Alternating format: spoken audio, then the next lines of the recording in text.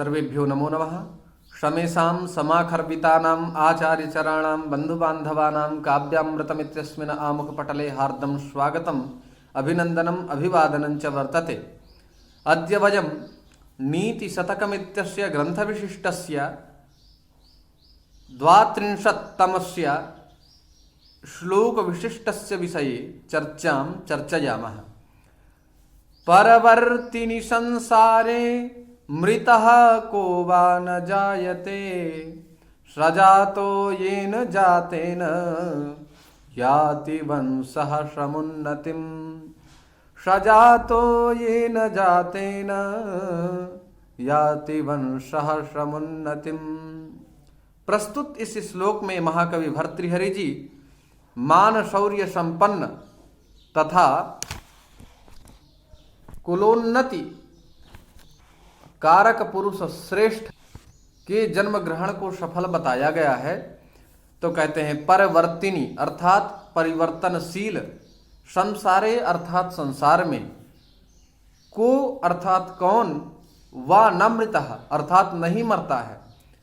इस परिवर्तनशील संसार में कौन नहीं मरता है, और न जायते और कौन उत्पन्न नहीं होता है, अर्थात प्रायः सभी उत्पन्न होते हैं और काल रूपी ब्याल के ग्रास भी बन जाते हैं समय आने पर। तो काल ब्याल मुख ग्रास त्रास निर्नाश हेतवः, अर्थात काल रूपी ब्याल के ग्रास भी बन जाते हैं और प्रायः जन्म भी प्राप्त करते हैं। तो इस प्रकार से प्रायः यह संसार चल रहा है। तो कहते हैं येन स जातः अर्थात वही उत्पन्न हुआ है, वही सचमुच उत्पत्ति तो वास्तविक उसी की है।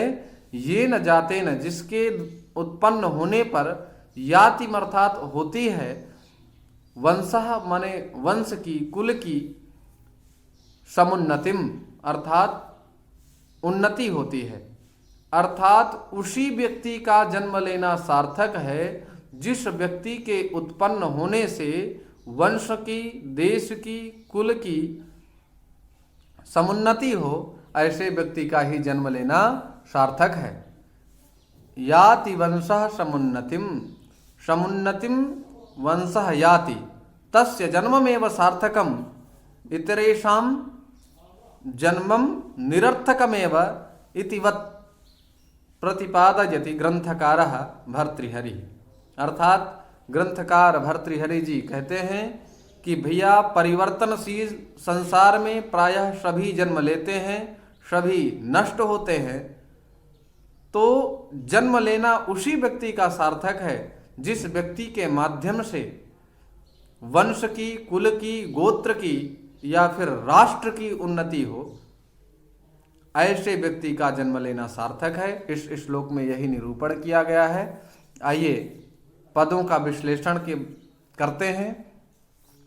संसारे, संसारे यहाँ पर समुपसर्ग पूर्वक श्री गतौ धातु से घई प्रत्यय होगा तो संसारः यह पद निष्पन्न होगा और सप्तमी एक वचन में संसारे यह पद यहाँ पर निर्देश किया गया है। को यहाँ पर किम शब्द से कह बना करके और किम शब्द से कह पद निष्पन्न होता है और प्रथमा एक वचन में कह, और वा अर्थात हर्ष प्रत्याहार का वर्ण पर में है, अक्षर पर में है। हर्ष प्रत्याहार अंतर्गत समागत जो अक्षर है वकार वह पर में है, इसलिए यहाँ पर ओकार हो गया है। जायते यहाँ पर जनि प्रादुर्भावे धातु से लट लकार प्रथम पुरुष एक वचन में जायते यह पद निष्पन्न होगा। मृतः, मृतः मृंग प्राण वियोगे या मृंग प्राण त्यागे, मृंग प्राण त्यागे धातु से जब वक्ता प्रत्यय होगा तब मृतः यह पद निष्पन्न होगा। सह यह तद शब्द से बनता है और जातः जनि प्रादुर्भावे धातु से अक्ता प्रत्यय होगा तो जातः बन जाएगा। येन यद शब्द से तृतीया एक वचन में येन यह पद निष्पन्न होता है। जातेन, जातेन अर्थात जिस प्रकार से मैं पूर्व में हम लोगों ने चर्चा की, जातः जिस प्रकार से बनाए थे उसी जातः का तृतीया एक वचन में जातेन बन जाएगा। जनि प्रादुर्भावे धातु से अक्ता प्रत्यय होगा तो जाता बनेगा, और तृतीय एक वचन में जातेन याति। याति यहाँ पर या गति प्रापणयो हो, इस धातु से लट लकार तिप प्रत्यय सब प्रथम पुरुष एक वचन में जो है याति, यह पद निष्पन्न होगा। वंशः टुवम उद्गिरणे, टुवम उद्गिरणे इस धातु से सा प्रत्यय होगा तो वंशः यह पद निष्पन्न होगा। टू की आदिरी टुडवह एक सूत्र के द्वारा टू की इत संज्ञा हो जाती है।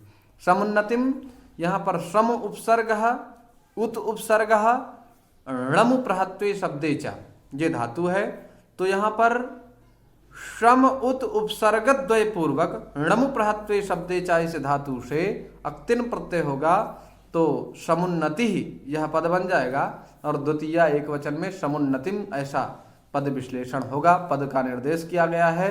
इस प्रकार से आज हम लोगों ने इस ग्रंथ के बारे में जाना। परिवर्तिनी संसारे मृतो को वा न जायते, सजातो ये न जाते न याति वंशः समुन्नतिम्। पौनः पुण्येन भवतां हार्दं स्वागतम्। पुनश्च नमो नमः।